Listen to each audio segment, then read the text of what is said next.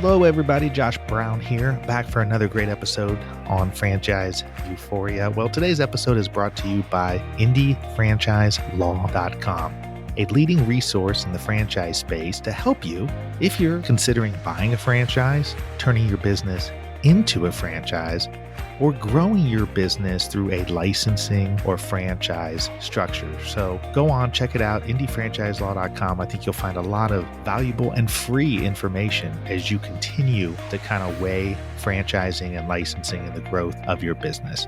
Without further ado, I hope you enjoy today's episode. Today, I'm thrilled to have on Ellen Nicolaisen, who is a self-made entrepreneur from humble beginnings. Raised in a small Norwegian town by an alcoholic father, she became a mother at the age of 15. The responsibility of having a child pushed her to develop her business skills. In 1984, she founded Nikita Hair with her first hair salon in Norway. Nikita has now grown to become one of the leading hair and beauty companies in Europe with 150 salons and over 1,000 employees. I'm just going to tell you, because obviously I pre-recorded this interview and the sound quality is not as crisp as it normally is on this interview, but I thought it was such a powerful interview, and Inger is such a fascinating and accomplished person that certainly wanted to release it and not have the quality get in the way. I will tell you that her story is powerful, it's inspiring, and I think you'll learn a lot from just all the life lessons, business lessons that Inger has undergone throughout her incredible career. So without further ado, I hope you enjoy this interview with Ellen Nicolaisen. Hello, Inger. Welcome to Franchise Euphoria. How you doing? Thank you so much. I'm doing great. And you? Awesome. Well, I'm pumped to have you on. I've read a little bit about you and your background, and it's super impressive from where you've come from to where you are today with Nikita Hair franchise is really, really impressive. And I think that's probably a good jumping off point just for you to introduce yourself to sort of the audience and tell us a little about yourself and how you started or got into the hair business. Yeah, it's a long story, but I'm one of those self-made entrepreneurs. I'm born in a village. I'm born under the northern light in the north of the polar circle. It's only 300 people there. Born under the northern light, and I'm raised in the midnight sun. So I've seen all the contrast in the nature. Yeah. Yeah, I come from kind of humble beginnings, and I had to grow up really quick because my childhood was kind of dysfunctional, and I was pregnant at 14. I was a mother at 15, so I just had to keep on working and come up with something so I could support my kid. Well, so when, you find yourself pregnant at 14 and then you're a mother at 15, obviously there's a whole bunch of things going on in your life at that time. Were you just always hustling, and did you just kind of fall in to the hair industry, or like at what point did you say, okay, I really need to get a business going. I really need to get something going to support my child, or how did that transpire? Well, I started my first business when I was only 16 with children clothes, selling those because I have a child and that was in my mind. But I was working, I was driving the garbage truck, I was selling dog food, I was all over the place. And then I was working as an assistant in a hair salon, and I liked it. I liked the environment, I liked the people. Did you know that one of the most happiest jobs that people have in the world is to be a hairstylist? You know? I didn't know that. Yeah, it is. You can Google it. It's true. So these people, I love to be with them. I love the fashion, the trend, and even if I was young, I saw that the hair salons wasn't like a build up like a chain. So I made this like really big goal. I'm going to have 5 salons, and that was a lot in Norway at that time. Well, let me pause you there, because that in and of itself to me is impressive. I mean, how were you? Were you just a big thinker as a kid? I mean, and growing up. I mean, because as you said, you had never really experienced that. It doesn't sound like you grew up around people who were maybe thinking that way. So, what in your mind led you to think that those were the possibilities? Well, the cool thing was I grew up around people who was like judgmental, and I saw that, and I couldn't stand it. in a little village, pregnant with a big stomach, 14 years old. So I just did the opposite. Instead of going with the flow and be depressed, I just found out that I can make a difference because I was reading something that Henry Ford said that's been my life motto, my life slogans. And he said, if you think you can do it or if you think you can't, you will be absolutely right. And I had I to love that read that quote. 3, 4, 5 times. And then I understood, even in a young age, that, oh, gosh, it's all up to me. So I will do it. I have to live my life because nobody else is going to do it for me. Right? Yeah, I mean, exactly. But I just think that's impressive in and of itself that that was the mindset at such a young age. Because most of the time, gain the people who do gain it through life experiences, usually down the road a little bit. But you were able to gain that right away. So you're working as as assistant in a hair salon, and you get the idea that you want to start a hair salon. So then what do you do? Then I start one, and it was a small place with 4,000 people, and everybody said this is not going to work. And it was so cool because we opened, and it was like 3 weeks of a waiting list. So we were very popular, and then I had a goal, as I said, of five, and I reached five, and that was a lot at that point in Norway. And Wait, then you reach five. Wait. Hold on. You yeah, reach the goal of 5 locations. yeah, Okay, and then so yeah, we gotta pause there because yeah. I wanna talk about how you went, because I know it's your story, and so you're like, we started with one, then we got to five. There's so much between the first and the fifth. First of all, how quickly did you go from one to five? It went like around 7 years, so it didn't go that quick. But after the five, it went a lot quicker.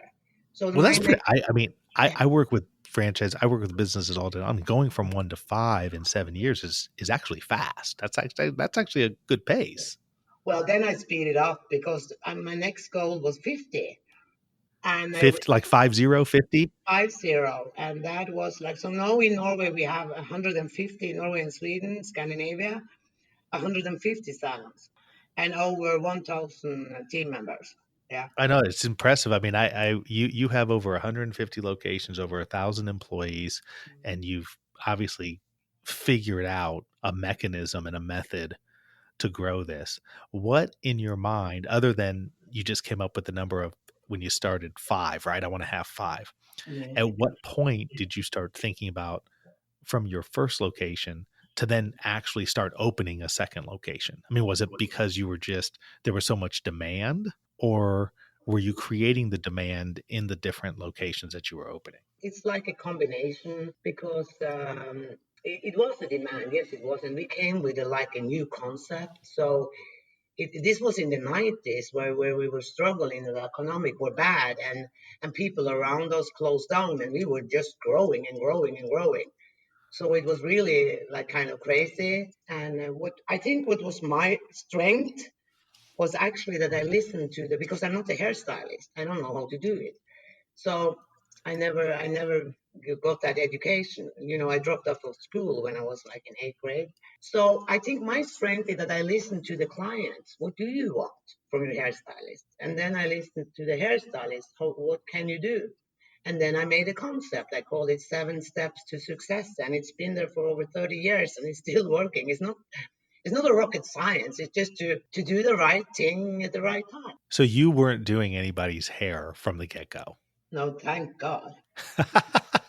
So what are your 7 steps to success? Uh, that is actually it's like to make it short. It's like seeing the visit on the hair salon from a client's point of view. And from the phone, you take the phone till you meet the client, the presentation, how you present yourself, how you look, the consultation. And our goal is to make the client twice as nice and twice as confident. So that is what we have in our mind when we see the client in the chairs. How can I make this client twice as nice and twice as confident? When you're getting going with this, though, how did you have the funds or the money to hire people? I mean, what was your approach to bringing on people who could actually do their hair? How did you get people to work for you? Well, I think I'm a pretty good leader. I know I'm a pretty good leader because they have given me awards for it, like leadership of the year and stuff like that. No, I think I was like the lonely rider. In the beginning, I did everything myself. But Except for the hair. except from the hair, and I also show the respect to the hairstylist that is your thing, and I really respect their job and what they're doing. And I also think that in a way I took the mother role with me in the business, because I think that people don't care about how much you know until they know how much you care. So a little bit like that, to be like very clear on expectation, and we're working and we're doing the 7 step, but this is how we do it in Nikita, and everybody's doing the same, so the client can feel that Nikita is Nikita. And then being like humble and try to understand the because in all these years there have been like a revolution on the internet, and I have to like find out every day what is new, what do we need to change, and make the concept a growing living concept. Well, how'd you come up with the name Nikita Hair? I mean, was that the name from the outset? Yeah, I was on a nightclub, and I was thinking about calling it Penny Lane because that was a Beatles melody. But then Yeah, of course. Elton John was singing, "Oh Nikita," uh, and Nikita is both a girl and a boy's name, and we are a hair salon for men and women. And Nikita actually mean that's something I found out in later after, that Nikita also mean Nikolai, which is Nicolaisen. So it was the right name, Nikita. And so I want to get a good sense, at least, for the audience in terms of like the concept. Obviously, it's called Nikita Hair, so there's hair. Mhm. But I'm curious, as with most or a lot of beauty salons, there's other I mean, do you do any other services? Do you guys do nails? Do you do? I mean, what? Tell me about the actual concept. That's the franchisable concept. Yeah, the concept is that we are mainly focused on hair and hair extension. What make us different from other hair salons is that we have the consultation and all the products that the clients need to take care of his and her hair at home. So our sale is 2-3 times higher than the industry average. We also sell skincare products. We have our own product line, hair and skincare, called Eleni and Chris. Eleni is my nickname, Eleni, and Chris is Christina, my daughter. So that is high margins on these products. There's no middleman, so that's very good. Tell me about those products. Tell me about what they are. Like, give me how many products in that line. Oh, it's treatments that the franchisee gets exclusive for Nikita Hair. We don't sell it to other salons, the treatments. And there are sale products within skin and hair. They are built, everything is from Scandinavia. All the ingredients are from Scandinavia. It's a 3,000-year-old glacier water in the product. It's cloudberry, which is amazing. And it's also sea tree oil, which is taken from the wild salmon in the fjords and lakes of Norway. So how'd you learn how to do that? I mean, how did you learn? Because you didn't have any background in that either. Well, I have 14 kids, right? I have No, I didn't know that.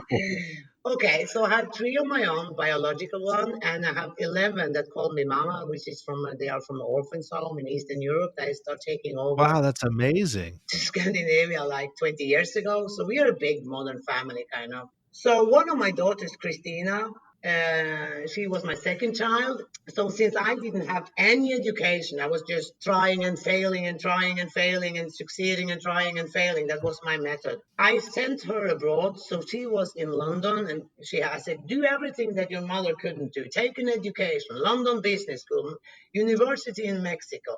So she was abroad for 7 years, and then I called her home and said, come home to mama. We need we need to start making some You need products. help. I need help. And then we started. So we have the products are amazing. So we were like doing it for the salons and for strategic partners. So we were like just visiting Neiman, like an expo in Las Vegas, and then boom. 2 months after, Neiman Marcus called us and said, we want your product. So it was really, the products are amazing, and we got a lot of awards on that. Wait, so is your whole family involved in the business? Like all 14 of your kids? 8 of them. 8 of them, and even my ex-husband. so, Still so involved. yeah, we are a big family. So, and that's also something with Nikita that I think divides us from the competitor, from other people, that we are built on family values and enthusiasm. If I should short it down to something that we see a problem, it's come on, bring it on. I mean, we've been around, we know, bring it on. I love that. I could just already tell from talking to you that, you're sort of like, "What obstacles? I'm just gonna bulldoze right through them. There's no Yeah, and obstacles in the that's way."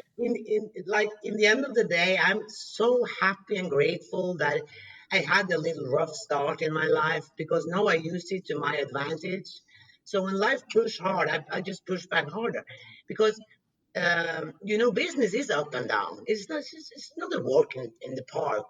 10 years, 30 years. I'm the 100% owner. I've been in business for 35 years, and to grow a business and to have this like growth and expansion every year, it takes. Sometimes you cannot wait for green. You just have to walk on yellow. So how many locations do you have in the United States? So I opened the first one in Florida, in Boca Raton, very nice area, and that is company owned. That is also an academy to train the franchisee, because I think the franchisee want to come in the sun and train also in the sun. And then we have been on the expo in New York, Fort Lauderdale, and Las Vegas. So we have a lot of leads. So you've got 150 outside of the US, and now you're looking to come into the US. Yeah, yeah.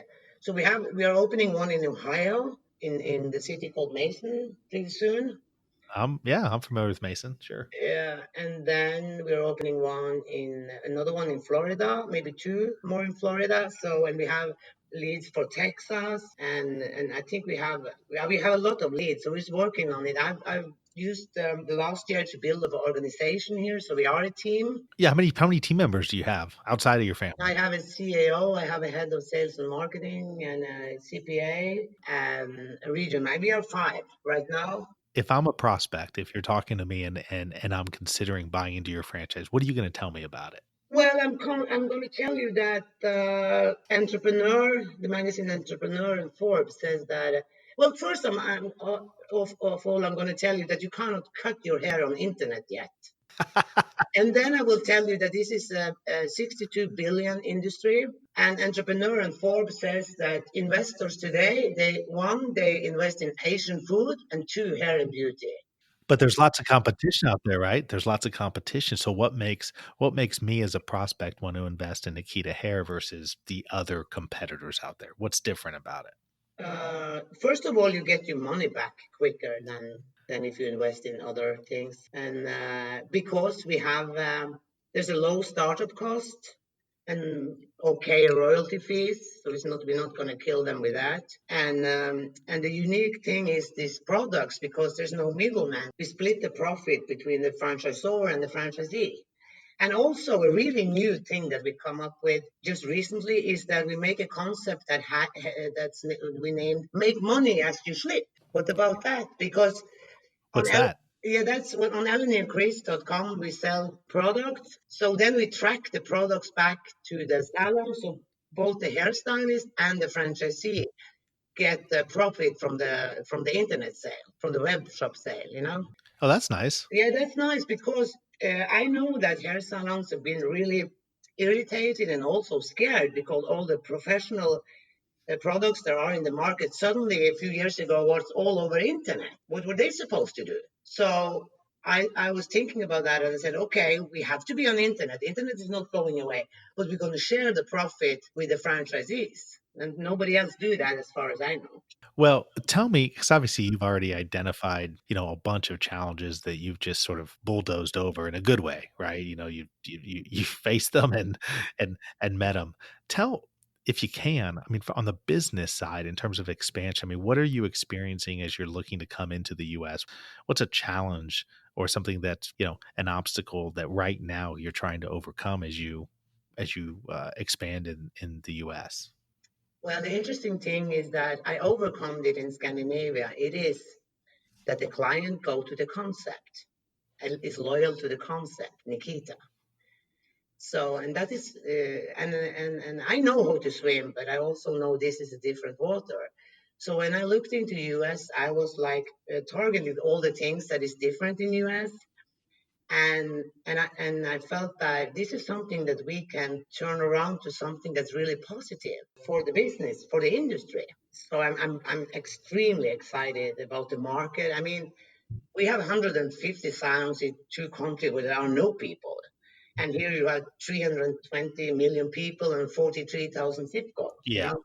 So when we get this ball rolling, and it's starting right now, these days, I think this will be an amazing opportunity for family business, for area developers, especially for area developers. And yeah, like I said, we have family values. That's why I think we are the perfect franchisor, because integrity, loyalty. Like we have had Vella as the main supplier for color for 35 years, you know, and we have the same bank, and loyalty is very very big for us. Well, you've got a powerful story, and people can learn more about you at nikitahair.com. They can also go to Eleni and Chris.com, ELEN as in Nancy, I and Chris.com. You're also on Instagram and Facebook under Nikita Hair and Nikita Hair Franchise. And thank you, Inger, for coming on and sharing your story. It's one that I think really is motivating to help people work through their challenges and break down barriers and really go after their dreams and goals. So I appreciate you taking a few minutes to share that. Thank you, Josh. Thank you so much. Thank you so much for tuning in for another episode of Franchise Euphoria. If you enjoyed this episode or have enjoyed the podcast in general, I would really appreciate it if you could go to iTunes and leave me a rating and review. It really helps to get this podcast out to more and more people. So the easy way to do it is go to iTunes and in the search box, put in Franchise Euphoria. You will then see my cover art, and you click on my smiling face that says Franchise Euphoria, and then click on the link that says ratings and reviews. It's that simple, but boy, oh boy, does it mean the world to me when people leave ratings and reviews. And like I said, it really helps get the show out there. Once again, would love it if you would go to iTunes and leave a rating and review if you enjoyed this episode or other episodes of the show. And until the next time, happy franchising.